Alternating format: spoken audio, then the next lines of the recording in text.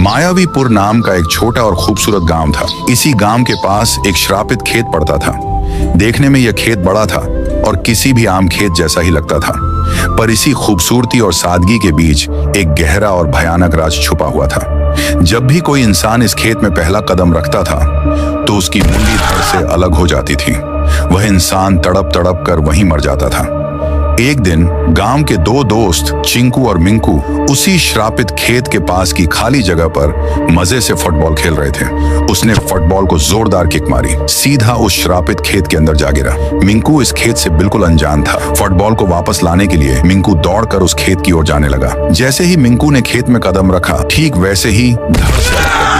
वह एक पल भी तड़प नहीं पाया। इसीलिए गांव वाले खेत से कोसों दूर रहते थे और उसका नाम लेने से भी डरते थे। एक दिन सारे गांव वाले एक साथ मिलकर रोते हुए गांव के सरपंच से गुहार लगाई। सरपंच साहब, आपके खेत का कुछ कीजिए। रोजाना यहाँ कोई ना कोई घूमने वाला या कोई नया इंसान उस खेत में जाता है और पल भर में उसकी मुंडी धड़ से अलग हो जाती है। कुछ कीजिए, हमारे गांव का नाम मिट्टी में मिल रहा है। अगर ऐसा ही चलता रहा तो अगली बार आपको सरपंच नहीं बनाएंगे। ये धमकी और गांव वालों का दर्द सुनकर सरपंच टेंशन में आ गया। रात के करीब 1 बजे सरपंच गांव के जाने माने और महान तंत्र ज्ञान वाले बाबा गगननाथ के पास पहुंचा और रोते हुए बाबा से मदद मांगने लगा। गुरुजी, आप महान हो। आप सब तंत्र विद्या वगैरह सब जानते हो। बस मेरी समस्या का समाधान निकालो। दरअसल बाबा, मेरा 10 एकड़ का खेत है जिसमें पता नहीं किस भूत का वास है। जब भी कोई इंसान उसकी मिट्टी पर कदम रखता है, वैसे ही उसका सर धड़ से अलग हो जाता है। रोजाना 2-3 लोग अनजाने में मर जाया करते हैं। आप ही कुछ कीजिए। बाबा गगननाथ बोले, बालक, यह कोई साधारण भूत का वास नहीं है। उस खेत में एक भूतिया और बड़ी खतरनाक पत्थर की मूर्ति है। वह मूर्ति किसी थूंग थूंग नाम की शक्ति की है। उसे अक्सर इंसान का ताजा खून चाहिए होता है। इसीलिए जब भी कोई शख्स उस खेत में आता है तो वह उसे जान से मार देता है। तुम्हें अगर इस समस्या से छुटकारा पाना है तो तुम्हें एक काम करना होगा। अमावस्या की रात को तुम्हें उस मूर्ति को वहां से उठाकर अपने घर के किसी तहखाने में रखना होगा और फिर रोज उसकी पूजा करनी होगी। उसकी पूजा करने से तुम्हारी किस्मत बदल जाएगी। तुम्हारे पास धन दौलत और सुख आ जाएंगे, क्योंकि ये मूर्ति बहुत पावरफुल है। मैं अगर चाहूं तो उस मूर्ति को खुद ही ले लूं, पर जितना सुख उतने ही भयानक अंजाम भी होते हैं। बाकी तुम समझ ही सकते हो। अब जाओ यहाँ से। ये बात सुनकर सरपंच के रोंगटे खड़े हो गए, लेकिन तुरंत ही उसके अंदर लालच की एक मुस्कान जाग उठी। अमावस्या की गहरी रात में वह श्रापित खेत और भी ज्यादा भयानक लग रहा था। चारों ओर अजीबोगरीब आवाजें सुनाई दे रही थीं, जैसे कोई सिसक रहा हो या हंस रहा हो। गांव के कुत्ते भी लगातार भौंक रहे थे। सरपंच डरते डरते और सहमे हुए उस श्रापित खेत की ओर बढ़ रहा था। उसके दिल में जबरदस्त खौफ था।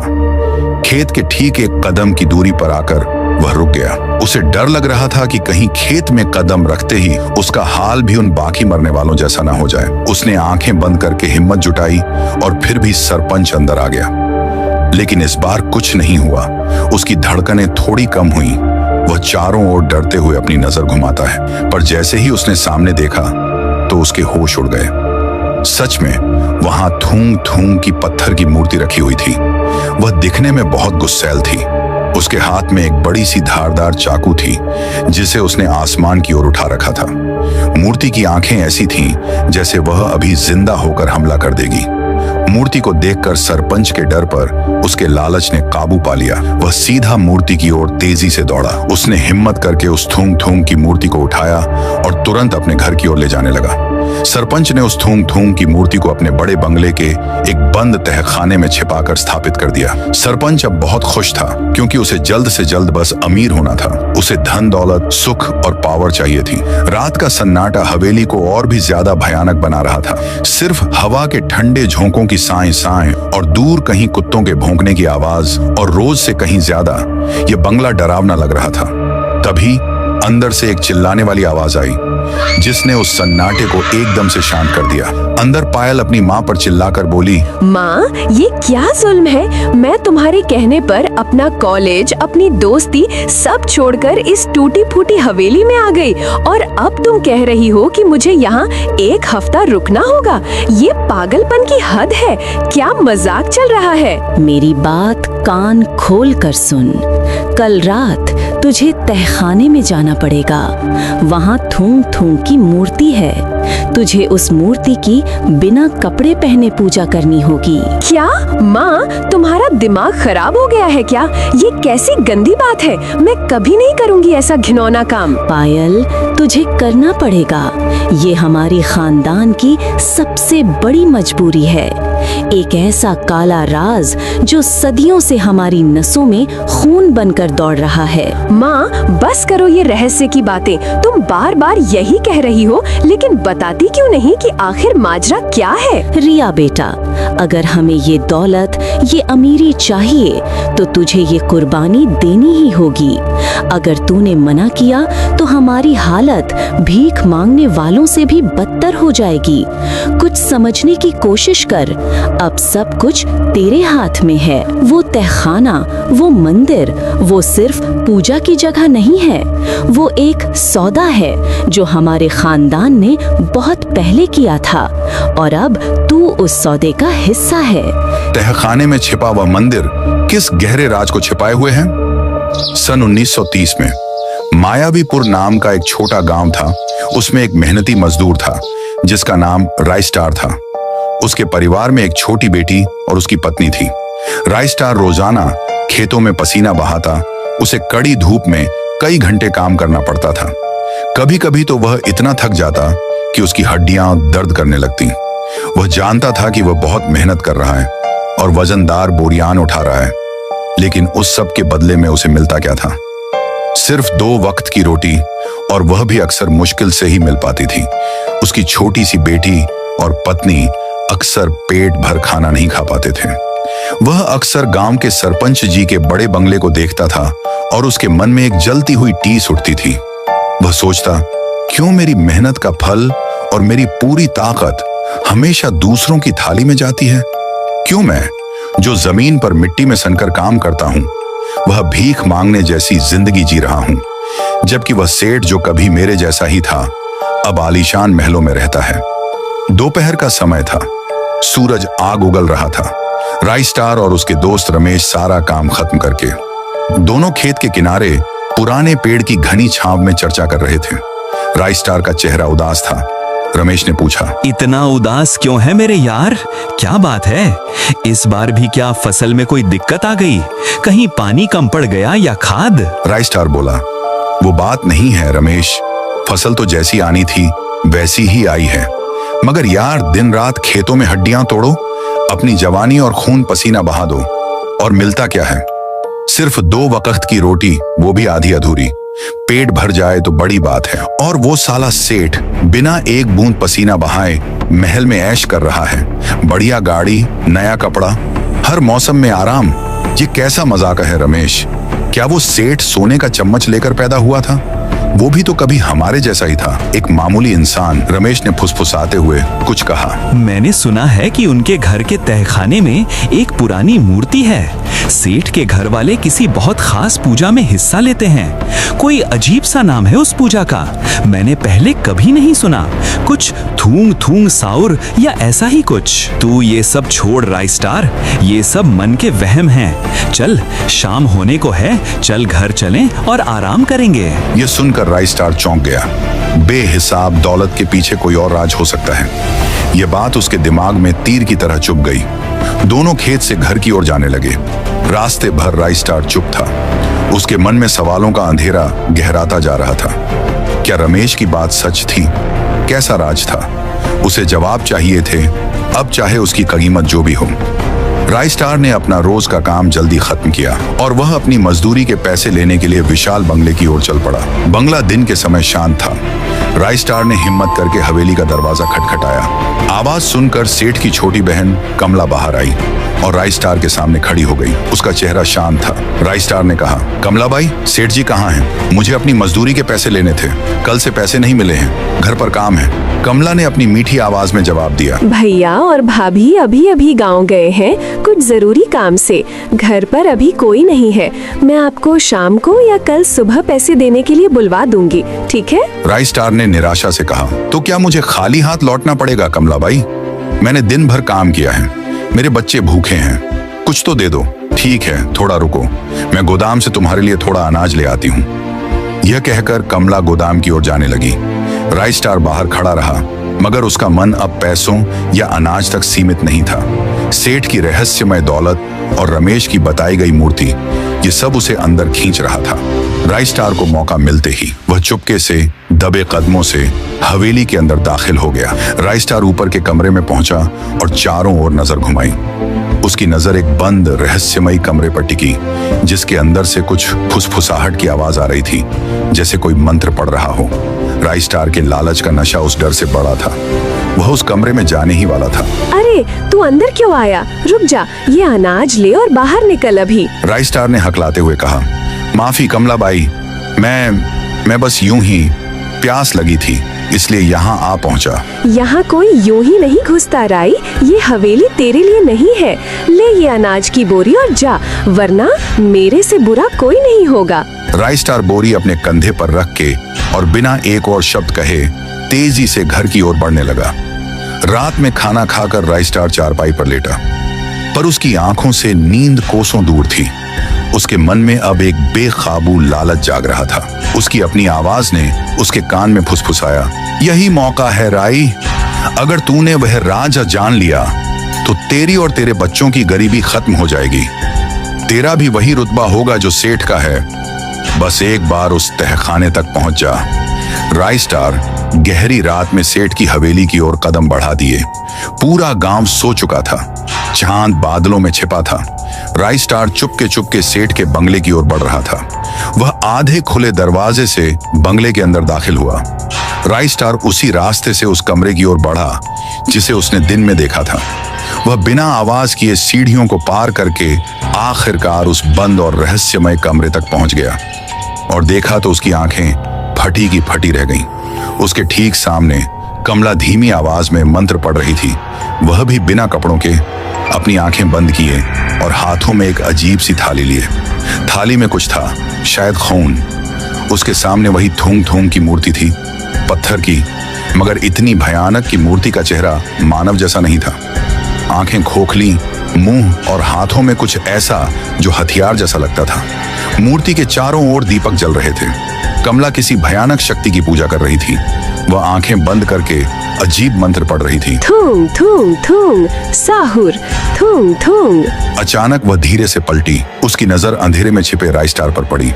वह गुस्से से आग बबूला हो गई और जोर से चिल्लाई, राइस्टार, तू यहाँ क्या कर रहा है? हिम्मत कैसे हुई तेरी इस जगह पर आने की? राइस्टार एकदम से डर गया। उसे लगा कि अब वह पकड़ा जाएगा। तभी उसकी नजर कोने में पड़े एक मोटे डंडे पर गई। बिना कुछ सोचे राइस्टार ने फौरन वह डंडा उठाया, सीधा कमला के पास आया और जोर से उसके सिर पर दे मारा। कमला दर्द से चीखती हुई जमीन पर फर्श पर गिर पड़ी। उसके सिर से खून बहकर जमीन पर फैलने लगा। राइस्टार को लगा बस ये अब बेहोश है। वह सीधा थूंग थूंग की मूर्ति के पास गया, उसे वहां से उठाया और जल्दी जल्दी अपने घर की ओर भागने लगा। वह मूर्ति उसके सीने से चिपकी हुई थी। घर आकर राइस्टार ने वह मूर्ति चारपाई के नीचे छुपा दी और खुद उस पर लेट गया। उसके मन में सवालों का एक पहाड़ टूट पड़ा था। मैंने क्या कर लिया? मैंने किसी को मारा है? वो बार बार खुद से सवाल करता। मूर्ति लाकर मैंने क्या हासिल किया? क्या यह सेठ की दौलत का राज है या मेरी बर्बादी का सीधा रास्ता? उसे सबसे बड़ा डर यह था, अगर कमला जिंदा हुई और उसने सेठ को बता दिया कि मैंने मूर्ति चुराई है, तो सेठ मुझे जिंदा नहीं छोड़ेगा। वह मेरे पूरे परिवार को मार डालेगा। सुबह की पहली किरण ने गांव को छुआ, मगर राइस्टार का मन अभी भी उस रात के अंधेरे में डूबा था, जब अचानक बाहर से हरिया की घबराई हुई आवाज ने सन्नाटे को तोड़ा। अरे अरे राइस्टार, जल्दी बाहर आ। अरे राइस्टार, जल्दी बाहर आ, जरूरी बात बोलनी है, बहुत बड़ा कांड हो गया है। क्या हुआ हरिया?